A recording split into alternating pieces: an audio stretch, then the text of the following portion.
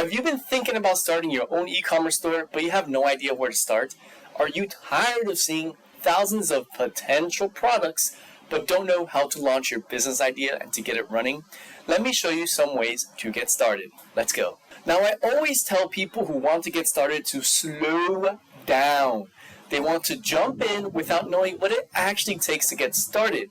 So here is a list of questions to help you narrow down your search, since there are thousands of suppliers and the choices can be a little bit overwhelming. What are some hobbies that you like to do? As an example, you might do video games, watching shows, sleeping, sports, dancing, working out, hiking. Figure out which hobbies you like to do and start narrowing down the product range within that hobby set. Do you like to collect anything for fun, like Pokemon cards, Yu-Gi-Oh cards, figurines, anime figures, statues, clothes, shoes, etc.? You can think about things that you collect on a monthly or frequent basis, and you have a knowledgeable idea on what the market is like. What is something you use that solved a problem in your interest area? So if I'm going to go back to the hiking, I might have bought some hiking boots that worked really well, or a walking stick to be able to climb up the mountain faster, or maybe some moisture wicking materials so that I'm not always sweating, or like a special towel that if you snap it really quick, it will dry off quickly and then you can use it immediately to wash your face of all the sweat. Or maybe you used a backpack that help you organize everything just for your needs in hiking. These are the things you need to start thinking about in your product niche area. Are you involved in any Facebook groups, Reddit groups, or forums for your hobbies? Do they discuss issues or solutions they wish they had in these groups? A lot of the times when you dig deep into these discussion groups that are very niche, whether it's Reddit, Facebook, or you join some random forums, they will share the problems with certain products, and you can be the bridge to fill that gap to solve that problem for the customer. Some ideas that may come to mind is that if someone's in a hiking group, they may have wished they had socks that don't get drenched in sweat, or they can be moisture resistant when it's raining, etc. These are things that can be solved, and it's something that you follow anyways so that you can go ahead and find a suitable product for that. Another thing to consider is how large is your circle of friends or family involved in your hobby. If you're a video game fanatic, you may have a group that plays Minecraft, or like Final Fantasy fans, or anime fans, or maybe Grand Theft Auto fans.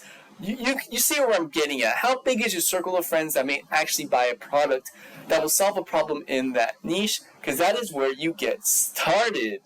Can you sell at least 5 products inside your inner circle? This is before using your organic reach, if you have a social media following, before using any online marketing or paid advertisement like Facebook ads, YouTube ads, or Google search ads. Before any of that, think of at least 5 customers that you can sell the product to now. What is the potential market share for your hobby? Now, you may have a very, very niche hobby that is very tailored to a specific market, but you also want to measure what is the market share. And how can you do that? Well, you can search trends on Google and track potential market. You can also go to websites like Answer the Public, Quora, forums to figure out how many people are actually searching for this product line. So if you search for something like hiking boots, how many people are talking about it and what are their pain points, and usually what is the search traffic per month, so that you get an idea what the market share is. You don't want to go deep into a product selection when your market share is only like 50 people a month, and of those 50 people, maybe 1 actually make a purchase. So it's something you need to be aware of. Sometimes you need to know it may not be worth to pursue a product line in the market because it is just too small, unless you have the ROI be super huge, like 200-300% return, which is very difficult to do if you're just selling a product without a service or software behind it. Now you want to go a little bit deeper about how to make yourself stand out. The more custom your product is to the market, the better. Remember, if you just copy and paste and become a copycat, it's not necessarily the best way to go, especially because the competition may be fierce and there may already be stores on Amazon FBA and other e-commerce sites that will just drown you out. But if you're just getting started and you just want to understand the logistics process of the products, then yes, you can just do the copy and paste method. But even when you do that, I would recommend you add like a custom logo or custom packaging, because that will go a long ways towards your brand and your product line in the future, instead of just simply copying and pasting it. Very important too, if you're sourcing directly from China, Make sure that the product itself has an English user manual and that the interface, like if you're buying an app or something or a phone, it can be changed into English. Because if it's straight from China, it's most likely going to be in Chinese, and you're going to have a horrible customer experience if they don't know how to operate the product. So after you have answered the questions above and you have found a potential product niche idea that solves a problem, now it's time for getting your customers. Remember, customers first, product second. I know that sounds kind of weird, but here's how you can do that. It's very easy to find products online. There are so many suppliers, thousands, maybe millions. What you need to do is find your customer first without investing tons of money to see if the market is even viable, and if you can set up the proper logistics avenues for your customers to be able to get the product in a timely manner.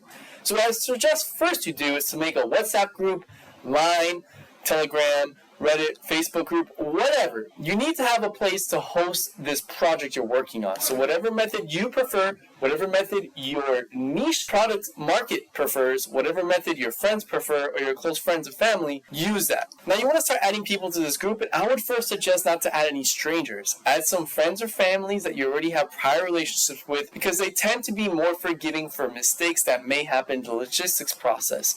Show them the experience of what you're trying to accomplish with this product at launch so that you can start getting the pre-sales completed. I recommend doing this completely manual first before you go setting up a website and trying to spend all this money on hosting and domain services and web development. Go manual first just to get the idea. People underestimate the amount of work it actually takes to get a product from one place to the end customer's doorstep. It takes a lot, and problems happen. Products break, products get lost, people want refunds, they get a different color. A lot of things happen. It's better to deal with that manually. And because these are your friends and family, they will most likely be very forgiving and understanding. Unlike strangers that will give you a 1-star rating or probably report you to the BBB if you have tons of issues when it comes to your logistics.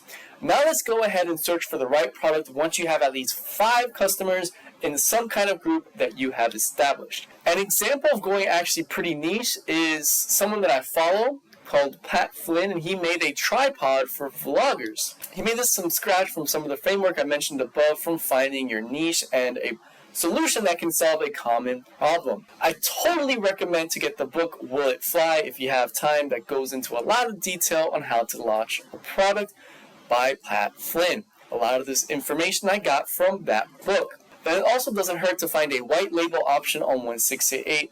But of course, if you're just getting started, just copying and pasting may temporarily work, or at the least get stickers of your brand and paste it on the box so that they know it's coming from you. In my example, I'm going to search into the Naruto figurines, since Chinese has a lot of these products and suppliers, and I think they're very cool. First, once you find a suitable product, so let's say this product right here, you want to compare the pricing on Amazon, eBay, and all the other sourcing platforms that are used in the US or whatever market you're using. Use a sourcing calculator to know what to charge the end customer after the accounting, taxes, and shipping. I actually built this calculator from scratch, and it can calculate how much USD you need to sell an item depending on the profit margins that you want, and I'm going to go through an example with this product right here. After the price has been set and you've had comparables, like there isn't a plethora of competitors selling the same product at lower prices, now you can communicate with the supplier to get more details about the product and get the dimensions and the weight of the packaging so that you know exactly what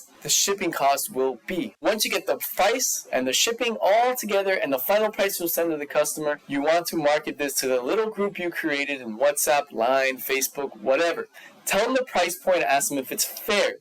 And ask them to prepay if available, because you never know. It's better to get the money up front and use that money to try it out, because again, these are your friends and family. They are more forgiving of mistakes. As I mentioned before, I recommend 5 customers at least. I know you know people that you can have 5 customers or friends to be able to invest in your little project. And now that you have the funds because they prepaid, you can use those funds to get started with the ordering process. So once you get the goods, you order the goods and test the logistics process to get the idea and of the entire process and timeline from purchase to the customer's doorstep. At this point, you can get the customer feedback and see if you can get any more customers after you got in your first 5 batch orders. What I recommend is once you have like 15 customers under your belt, it may be a time to establish an online presence, which is setting up an online store. You can use the funds you have made through the initial sales to build a website. Oh, and if you want to know exactly how much it takes to make an e-commerce store, to have it fully set up and ready to go for your customers to pay you immediately,